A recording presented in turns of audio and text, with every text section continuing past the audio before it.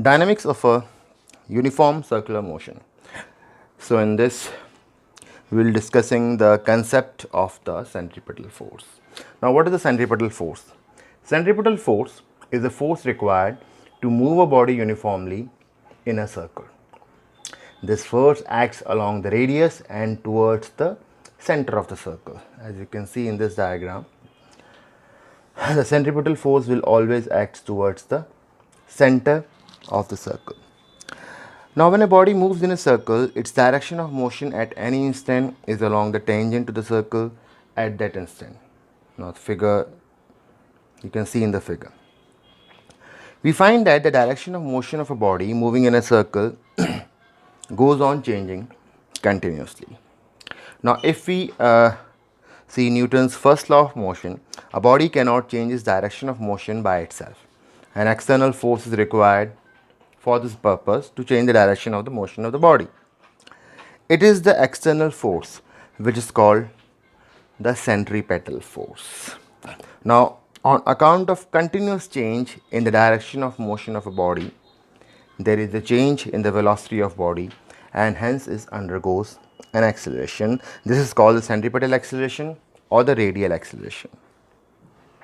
The centripetal or the radial acceleration is given as A is equals to V square by R, which is equals to R omega square. Omega is the angular velocity, where V, you can see V is the linear velocity, omega is the angular velocity of the body, and R is the radius of the circular path in which it is traveling. We know that by F is equals to M into A, F is mv square by R. So the centripetal force will be mv square by R, or this is equals to mr omega square. Now as stated earlier, the centripetal force acts along the radius and towards the center of the circle. Now centrifugal force.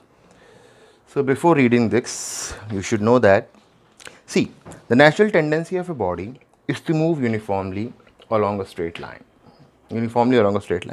When we apply the centripetal force on the body, it is forced to move along a circle. While moving actually along a circle, the body has a constant tendency to regain its natural straight path. This tendency gives rise to a force which is called the centrifugal force. And the centrifugal force is a force that arises when a body is moving actually along a circular path by virtue of tendency of the body to regain its natural straight line path. So centrifugal force can be regarded as the reaction of centripetal force, as forces of action and reaction are always equal and opposite. Therefore, the magnitude of centrifugal force is mv square by R. That means the magnitude of centrifugal force is same as that of centripetal force, which is same as that of centripetal force. However, the direction of centrifugal force is opposite to the direction of centripetal force, that is, centrifugal force acts along the radius and away from the center of circle. Now see the figure. Now you should note that the centripetal and the centrifugal force, being forces of action and reaction, acts always on different bodies. Here is an example. When a piece of stone tied to, now this is a stone tied to one end of a string, this is a string which is rotated in a circle, the centripetal force F1. Now the centripetal force will always act toward the center, inside. F1 is the centripetal force. Now F1 is the centripetal force applied on the stone by the hand. Now in turn, now this is action. Now reaction will be, in turn the hand is pulled outward by the centrifugal force F2 acting on it due to the tendency of the stone to regain its natural straight line path. Now see, rounding a curved road. Now look, when a vehicle goes around a curved road, it requires some centripetal force. Now while rounding the curve, the wheels of the vehicles have a tendency to leave the curved path and regain the straight line path. Force of friction between the wheels and the road opposes this tendency of the wheels. This force of friction therefore acts towards the center of the circular track and provides the necessary centripetal force. You can look at the diagram, see this is a vehicle. Now this is a curved road. It is moving along a curved road. The weight mg is vertically downward. R is the normal reaction. They will balance each other, and F is what? The force of friction between the road and the tire, which is providing the necessary centripetal force. Now we consider mu. Let mu be the coefficient of friction between the road and the tire.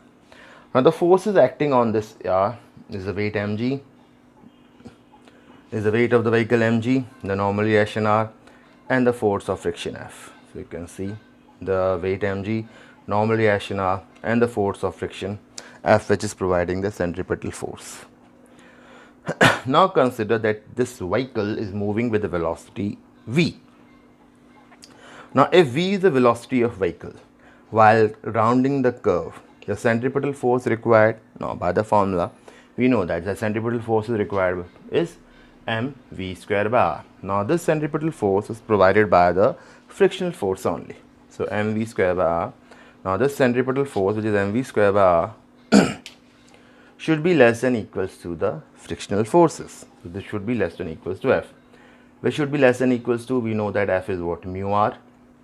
So writing the value of r, which is equals to mu, r is mg. So v square is actually less than equals to mu rg, or v is less than equals to under root of mu rg. Now from this formula, the maximum velocity with which a vehicle can go around a level curve without skidding is given by v is under root of mu rg. Now value of v, you can see from the formula, the value of v depends on the radius r of the curve and the coefficient of friction mu. This is coefficient of friction mu between the tire and the road.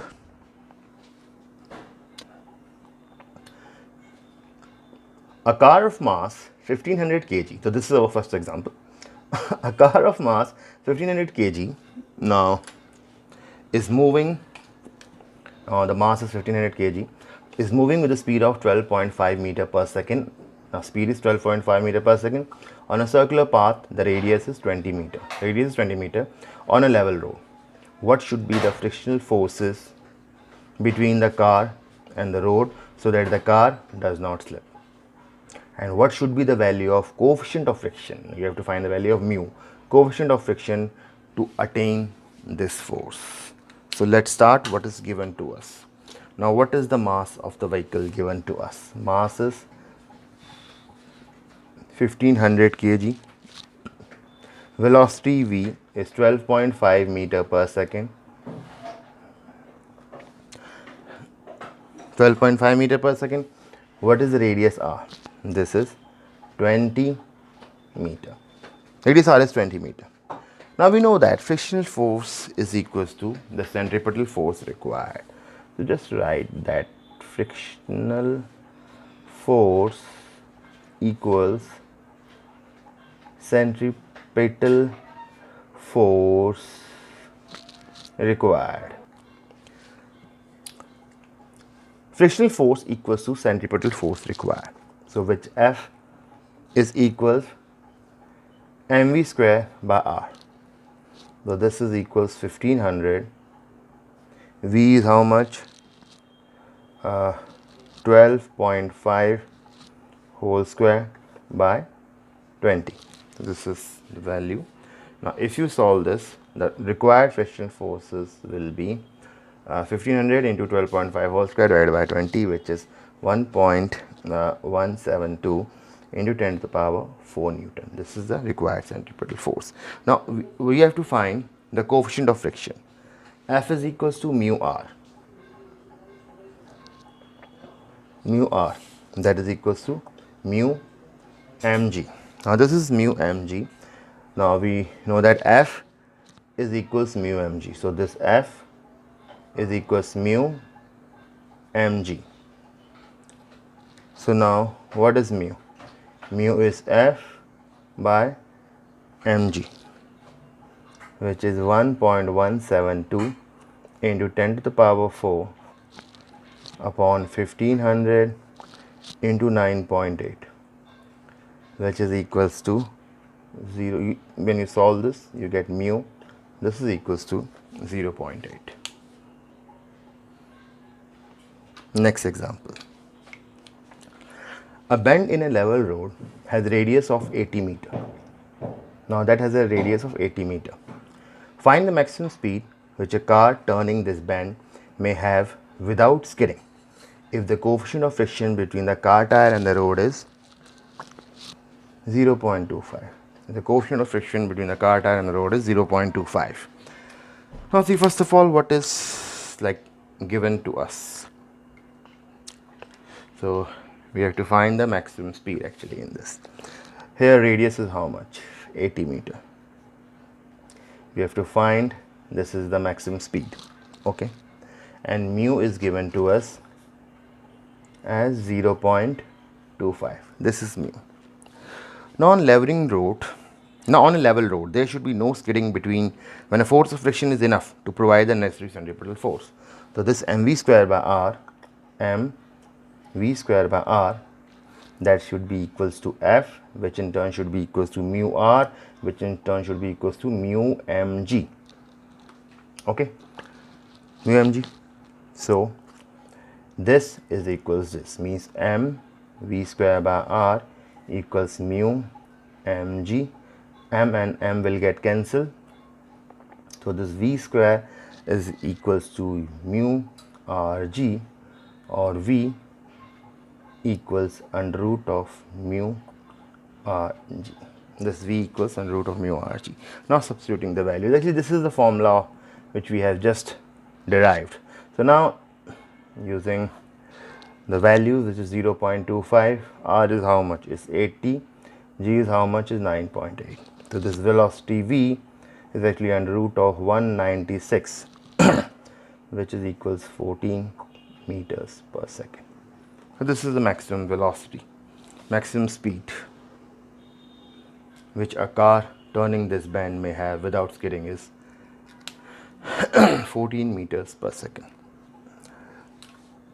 A stone of mass 0.3 kg is tied to the end of a string in a horizontal plane, is whirled around a circle of radius 1 meter with a speed of 40 revolutions per minute.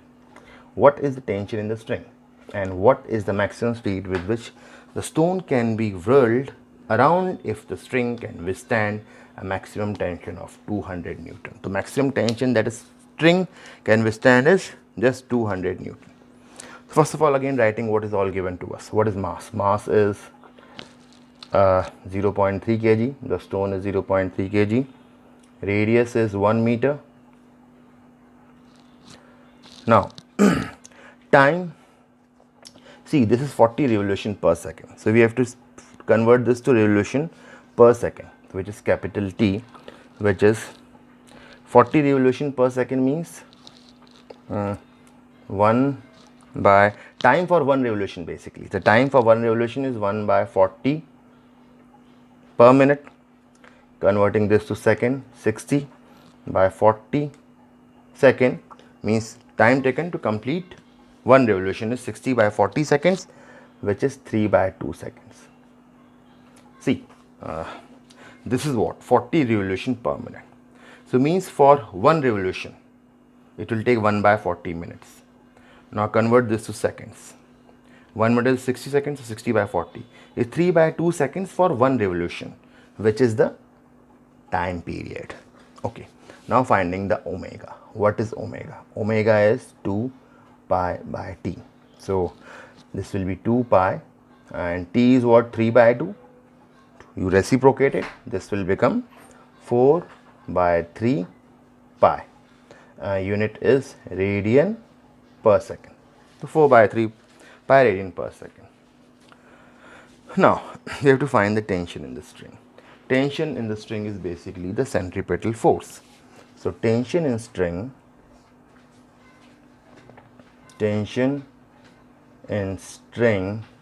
equals to the centripetal force. Centripetal centripetal force, which is equals to mr omega square. Mr omega square.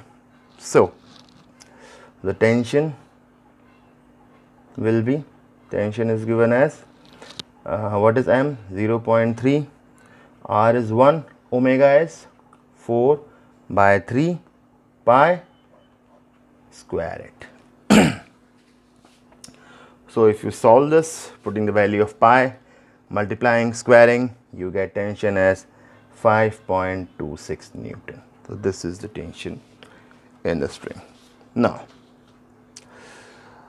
they are saying the maximum tension. Now see, the maximum tension is actually T is how much? Basically T is, they have given as 200 Newton.